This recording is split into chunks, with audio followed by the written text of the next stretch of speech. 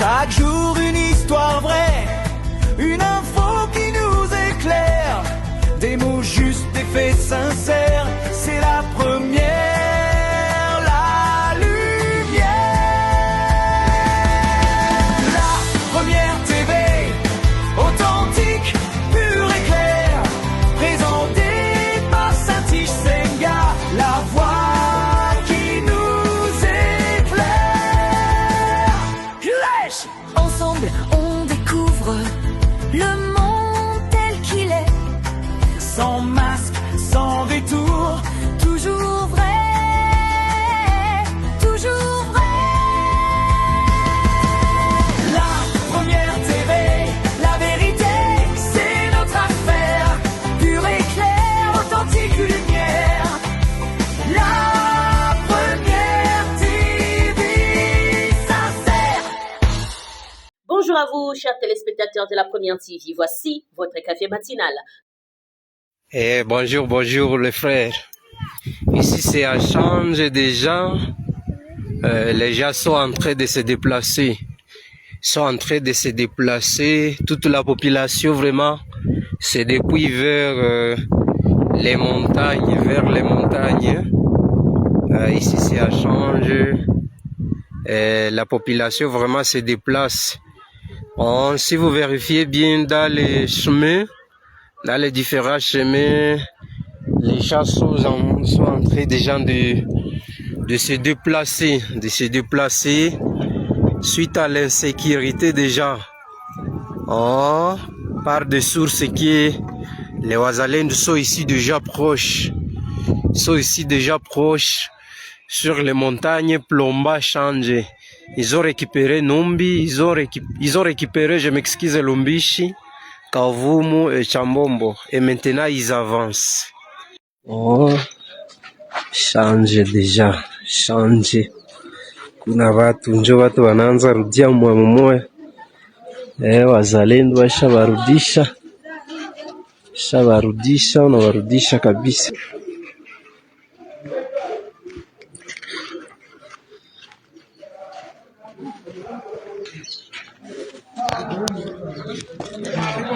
Sakura imurene tunaweza kurudi kama ni halinde kwa tarara.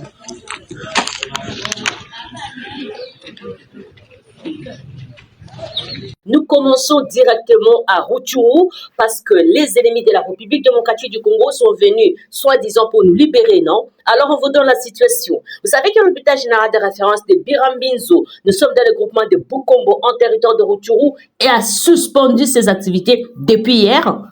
Pourquoi? Parce qu'il y a plusieurs arrestations du membre du personnel médical attribués à des militaires de l'AFC 123 dans cette zone. Dans l'édition précédente, on vous avait expliqué, chers téléspectateurs, comment il y a une différence entre l'AFC 123, les soi-disant libérateurs, et les gouvernements de la République ou tout simplement des patriotes. On vous avait dit que dans les hôpitaux AFC Bazali, ils ont torture. On ne soigne pas tout le monde. On soigne les gens que eux décident. Donc, dictature jusqu'au niveau des hôpitaux, des infirmiers, des écoles et tout ce que vous voulez. Voilà. En tout cas, chers téléspectateurs, selon plusieurs sources qui sont sur place, médicales, société civile, sécuritaire, cette situation a conduit les personnels soignants à quitter l'établissement par crainte tout simplement de nouvelles arrestations et des exactions. Les derniers cas rapportés concernent Ouema Jean-Paul, qui est infirmier et directeur du nursing de l'hôpital général de référence de Birambinzo. Il a été arrêté le 12 août, c'était un mercredi, par des militaires de la base de Rouréry, située à l'ouest de Birambinzo. Selon plusieurs sources contactées dans la région, sa détention était toujours signalée jeudi. Et la veille, l'infirmier titulaire de l'aire de santé de Birambinzo ainsi que 2 vendeurs de médicaments avaient également été arrêtés. Kuneza, arrestation sur arrestation. Imaginez un peu quand vous arrêtez un corps soignant. Vous pensez quoi à une femme enceinte? Vous pensez quoi aux malades? Vous êtes dans des zones rouges, ça veut dire qu'il y a affrontement matin, midi et soir. Ça veut dire qu'il y a des blessés par balle à tout moment.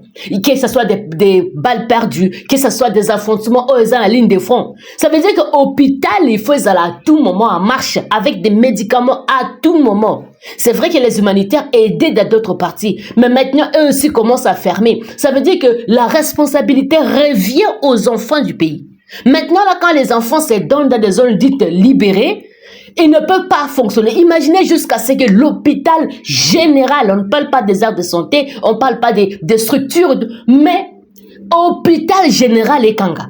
Aux hôpital général, comment les gens vont vivre dans des zones là? Vous êtes venus libérer les gens ou bien vous êtes venus plutôt remettre les gens dans un état critique très avancé? Après avoir arrêté les corps soignants, vous demandez maintenant à ces gens de l'argent en échange de leur libération. Les gens qui sont en train de travailler avec le minimum, le paquet minimum d'activités, comment est-ce qu'ils auront des montants exorbitants au Bosenga pour permettre leur libération? Et c'est pas seulement une personne. Si c'était une personne, on pouvait comprendre en disant, bon, d'accord, peut-être que si ça devient 2, 3, 4, 5, même structure, bah, te belé pour que ça le connaisse quoi. Et ça ne suffit pas. En 2023, vous pillez d'abord l'hôpital. Et puis, il n'y a pas suffisamment de médicaments. Les gens, même si on a la volonté du monde, comment est-ce que l'hôpital va fonctionner? Un cher téléspectateur, privé, toute la population est belée maintenant avec les soins appropriés. Vous pensez que les gens là vont vivre quoi? Les enfants sont malades. N'a urgence même.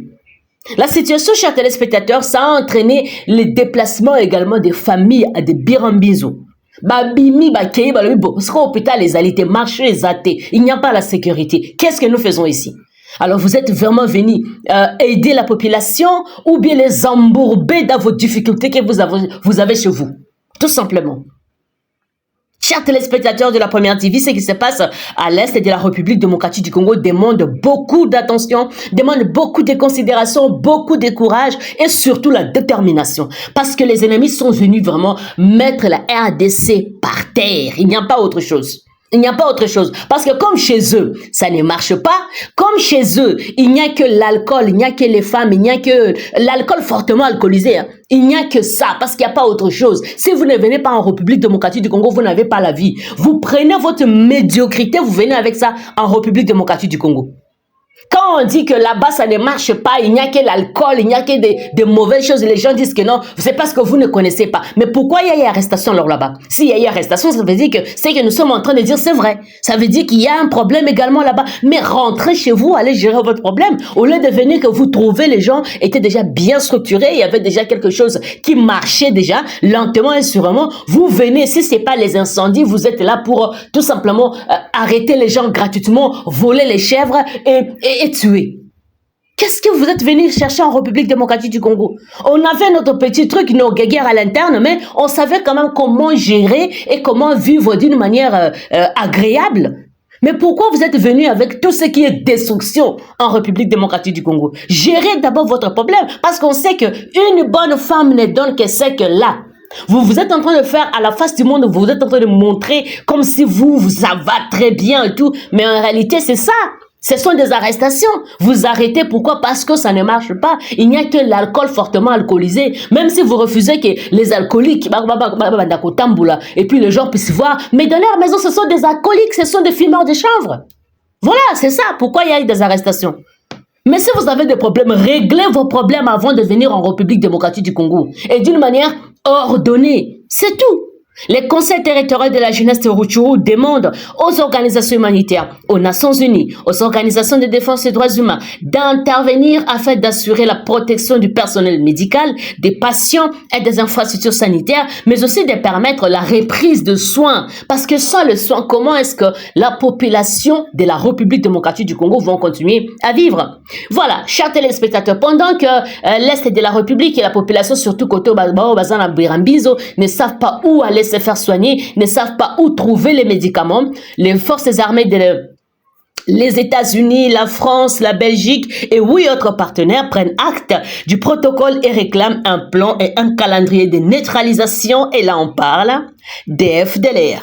Le groupe international des contacts pour la région des Grands Lacs a demandé aux autorités congolaises d'élaborer rapidement un plan opérationnel, un calendrier réaliste pour la neutralisation effective de forces démocratiques, des libérations du Rwanda après la signature d'un protocole de désarmement, démobilisation et cantonnement. Ça veut dire que la RDC est sur la bonne voie. Elle est en train de faire ce qu'il faut pour avancer, faire un autre pas. Il ne faut pas continuer à rester des victimes. Toutes les années, des années, victime et puis tu n'es pas là seulement pour pleurnicher, pour non, c'est pas ça un grand homme. La RDC a compris que c'est pas la position de faiblesse qui fait évoluer. La position de faiblesse à un moment, mais il faut prendre courage parce que tu es adulte, tu n'es pas un enfant. Nous sommes capables de prendre notre responsabilité en main et évoluer. Voilà. Dans une déclaration conjointe, les États-Unis, la Belgique, les Canada, les Danemark, l'Union européenne, la France, l'Allemagne, le Pays-Bas, la Suède, la Suisse, le Royaume-Uni disent prendre bonne note dès l'annonce faite le 28 juillet par le gouvernement congolais concernant la signature de ces protocoles par une faction des FDLR. Le groupe présidé par la France demande que sa mise en œuvre soit conforme aux obligations prises dans les cadres des accords de Washington ainsi qu'au concept des opérations qu'on appelle CONOPS du 31 octobre 2024 sur désengagement des forces et la levée des mesures défensives du Rwanda en République démocratique du Congo. Et le groupe souligne également l'importance cruciale de la mise en œuvre du protocole par le gouvernement congolais et lui demande également de clarifier les mécanismes de lutte contre l'impunité qui y sont mentionnés. Ça veut dire, chers téléspectateurs, que le gouvernement a aussi la parnaï. Protocole Rwanda, c'était pas seulement signé par la RDC. C'était signé également par les pays agresseurs qui est le Rwanda. Bobi Mabozong et pas Nabino, mais c'est ma défense Nabino qui n'a pas de sens. Si vous voulez protéger votre pays, restez à la frontière. C'est pas pour rien que les à la frontière dans chaque pays. Ça veut dire Sabino en d'autres termes que c'est la limite à ne pas franchir. Si vous franchissez là-bas, vous dépassez les bornes et vous méritez de punitions. En particulier, le gouvernement de la RDC est en train de travailler jour et nuit pour bouter dehors les ennemis, tout simplement. Et aussi, Kinshasa a travaillé avec la mission de l'ONU en RDC MONUSCO, présentée comme partenaire clé dans la mise en œuvre exacte que c'est l'un MONUSCO Combo. Parce que vous savez, hein, on ne vous rappelle rien, il y a des activités les soi-disant qui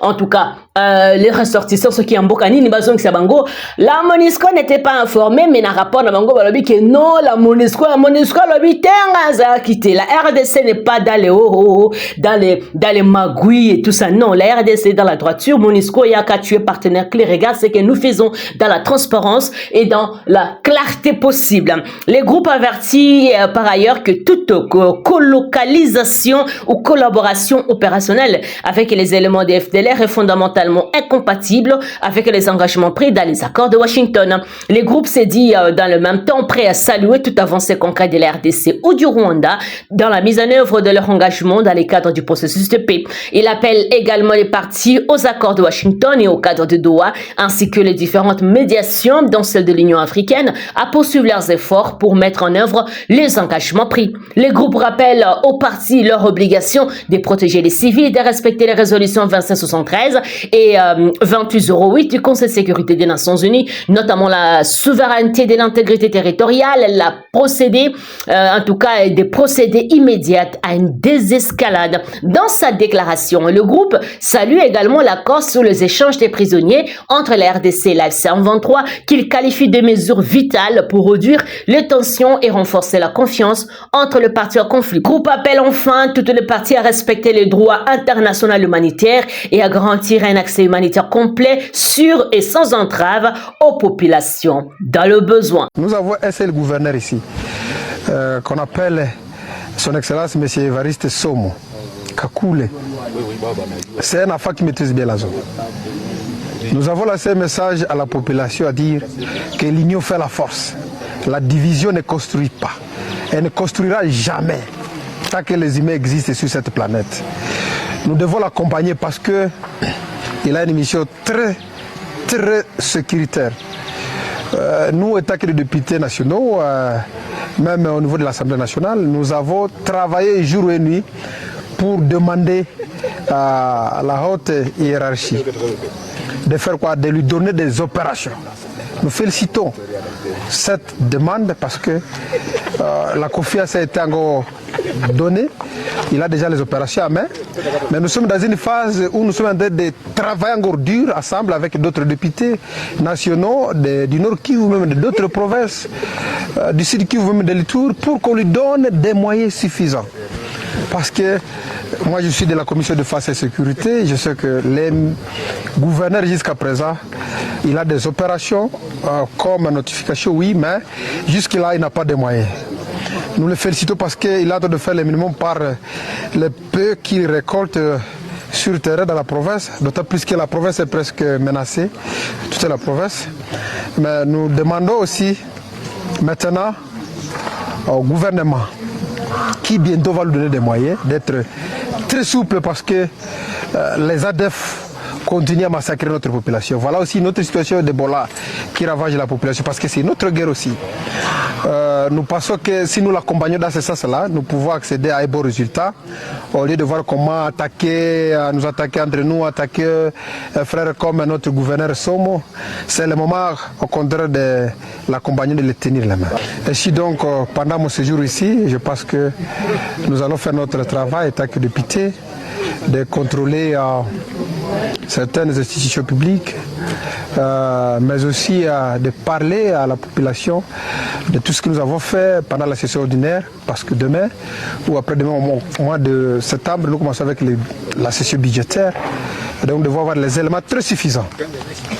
Mais aussi, il fallait communiquer à la population par rapport à la sécurité, que le chef de l'État, M. Félix Antoine Tshisekedi Tshilombo, la haute autorité politique de l'Union sacrée de la Nation, est en train de travailler, œuvrer dur pour ramener la paix. Nous avons été ici avec le président de l'Assemblée nationale. À 6 km, il y avait le M23, mais pour le moment, ils ont fait des replis. Et donc nous pensons déjà que ce sont des avancées par rapport à la diplomatie du chef de l'État.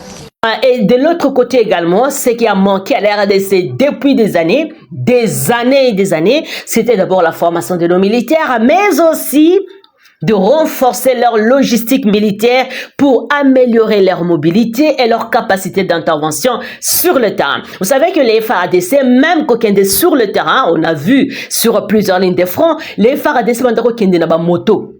Oui, na moto, c'est pas que Nzele est impraticable, c'est pas que c'est pas place au bateau qui est non, c'est parce qu'il n'y avait pas la logistique nécessaire pour permettre, écoutez, vous pouvez avoir la volonté du monde de faire quelque chose, mais maintenant c'est l'ère de la technologie et il faut être dans la technologie de pointe, il faut permettre à ce que, écourter les temps, ce sont des êtres humains, ce ne sont pas des extraterrestres pour dire que ça n'a énergie donc infinie.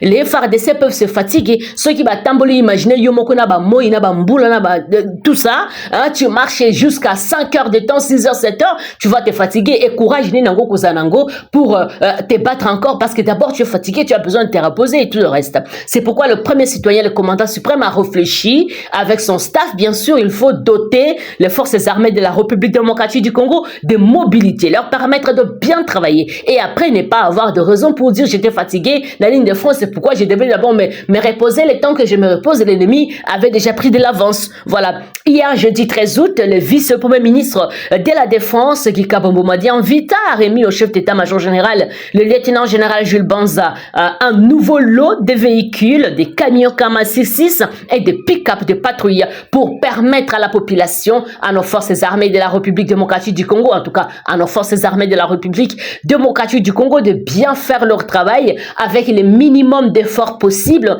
et beaucoup de courage, de patriotisme et encore à la force. Hein, voilà. Donc, félicitations à nos autorités parce que vous êtes en train de penser à ce qu'il y ait des patrouilleurs et permettre à la population de dormir tranquillement et de leur bien également suivre l'ennemi jusqu'au dernier retranchement. Voilà. Félicitations à vous et continuez comme ça parce que la République démocratique du Congo vient de trouver le patriote et le vrai commandant suprême qui pense à la formation, remettre les FARDC à niveau et leur donner les matériels nécessaires pour protéger ces grands pays continents que nous avons, la République démocratique du Congo, la terre-mère. Pendant ce temps, chers téléspectateurs, sur le plan politique, le président de la République, Félix-Antoine Tshisekedi Tshilombo, a décidé de renvoyer au Parlement la loi portant organisation du référendum pour une nouvelle délibération.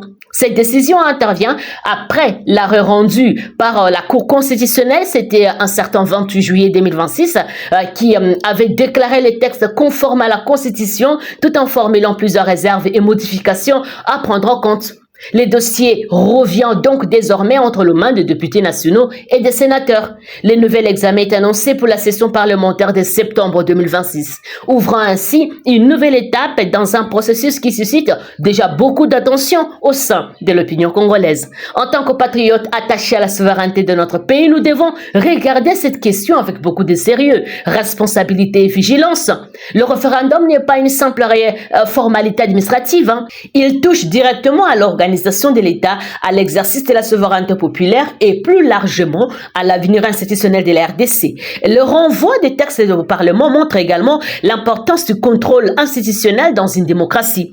Lorsqu'une loi fait objet de réserve ou de correction, il appartient aux institutions compétentes de reprendre le texte, d'examiner les observations formulées et de rechercher une formulation juridiquement solide. La session de septembre sera donc particulièrement importante. Les parlementaires devront examiner attentivement les modifications entendues et veiller à ce que toute l'évolution du cadre référendaire respecte la Constitution, le principe démocratique et les intérêts fondamentaux du peuple congolais, qui est la base. Dans un contexte national marqué par de nombreux défis sécuritaires, économiques et aussi politiques, toute réforme institutionnelle doit être menée avec transparence. Le peuple congolais mérite de comprendre clairement ce qui est proposé, pourquoi cela est proposé et quelles pourraient être les conséquences pour l'avenir de la République démocratique du Congo. C'est pourquoi les débats sur le référendum doivent dépasser les querelles politiques et les intérêts particuliers. Il doit être porté par la recherche de l'intérêt général, la défense de l'intégrité des institutions et le respect des droits des citoyens. La RDC est un grand pays avec une histoire douloureuse mais aussi un immense potentiel. Chaque décision institutionnelle majeure doit contribuer à renforcer l'état de droit, l'unité nationale et la stabilité du pays. Le rendez-vous parlementaire de septembre 2026 sera donc à suivre avec la plus grande attention. Les Congolais attendent des institutions à un débat responsable, transparent et conforme à la Constitution. La décision de M. Félix Tshisekedi de renvoyer la proposition de loi Ngondankoy au Parlement pour une seconde lecture est un petit pas dans la bonne direction. Un petit pas certes poussif, mais dans le sens de l'apaisement. Nous en prenons acte. Cependant, nous appelons notre peuple à la vigilance accrue,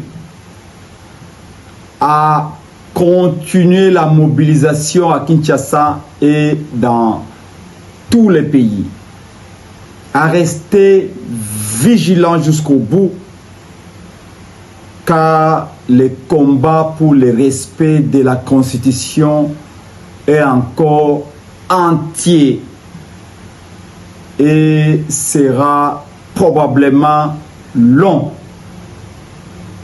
C'est au prix du sang et de la sueur que nous avons obtenu ces renvois de la loi poison de M. Ngondankoy au Parlement. Au prix de votre sang et de votre sueur, aux députés nationaux de l'Union sacrée qui peuplent ces palais, nous vous disons, on vous a promis des jeeps et de l'argent. Malgré le goût de l'argent, il y a des valeurs à défendre. Malgré les conforts des jeeps, il y a une constitution à respecter. Vous avez l'occasion de vous ressaisir pour corriger les tirs.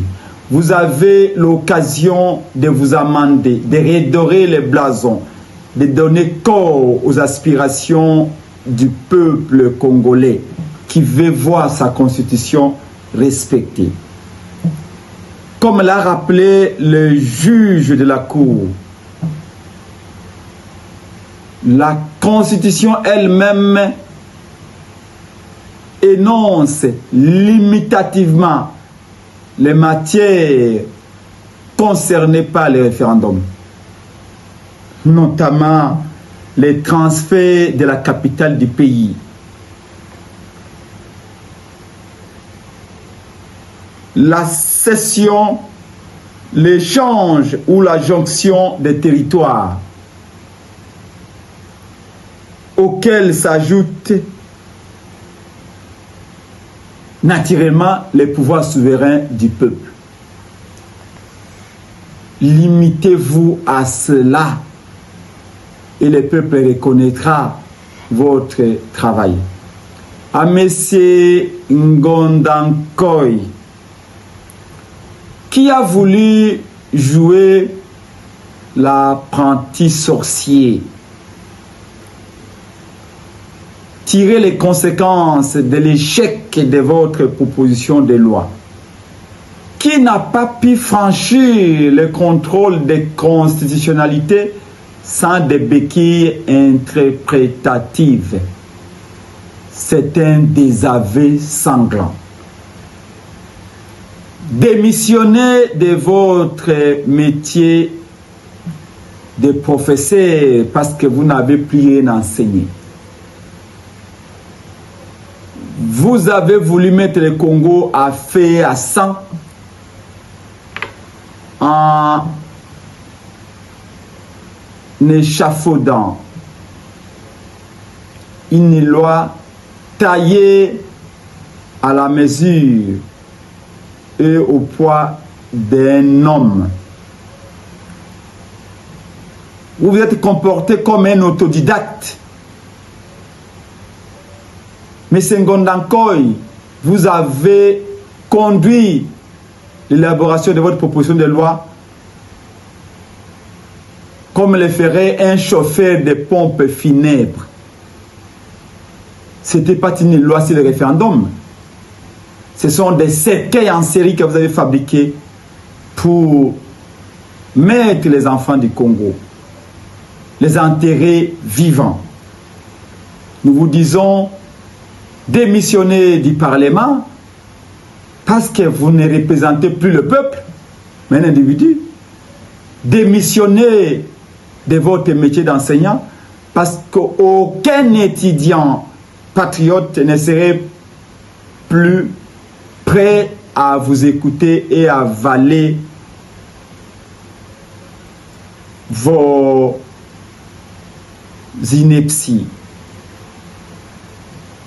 Peuple congolais, toujours debout, en attendant ce 15 août où nous, de l'ADD Congo, de la Mouka et de la coalition C64 que vous portez dans vos cœurs, nous allons vous évaluer la situation du pays, évaluer les promesses faites par l'Église de CC et l'Église catholique, évaluer la parole d'honneur nous donnée par les cardinaux Ambongo et le pasteur Bokundoa, et vous fixez en conséquence un nouveau cap pour la suite des événements.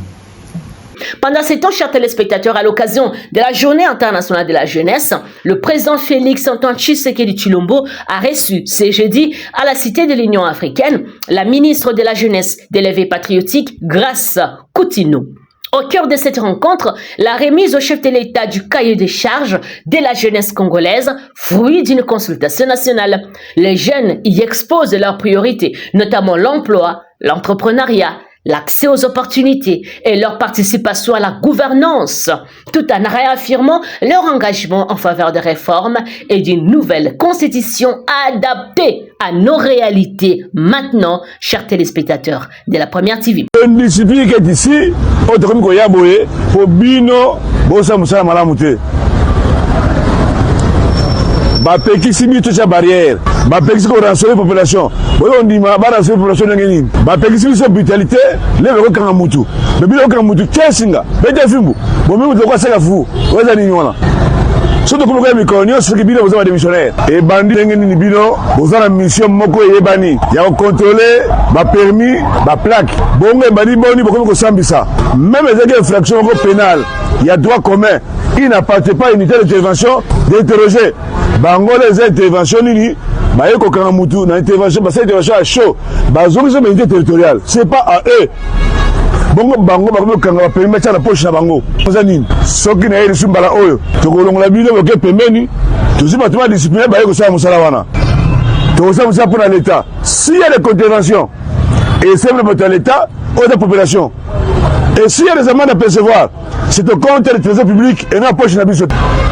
Pour l'État, se maintenir, à ce motif, à ce béré, à PSIO. Il y a un salaire à PSIO. Bon, ce que je dis, bon, l'État, comme tu as poche, c'est l'État communal. Bilanganayo, Naina Sabino, et Souki Lelo, Kwe Bandaki. Soki yo, au Monique Auto, ça va qu'on y a bon à la bichoté. Au Monique on aide la population à la bichoté. Qui a bichoté, la bichoté Songa. Voilà, nous sommes arrivés à la fin de notre émission. Merci à vous de nous avoir suivis. N'oubliez pas de vous abonner si ce n'est pas encore fait, d'activer la petite cloche de notification pour recevoir nos informations à temps réel.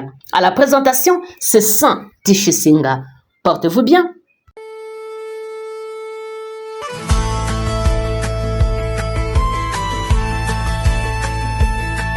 Chaque jour une histoire vraie.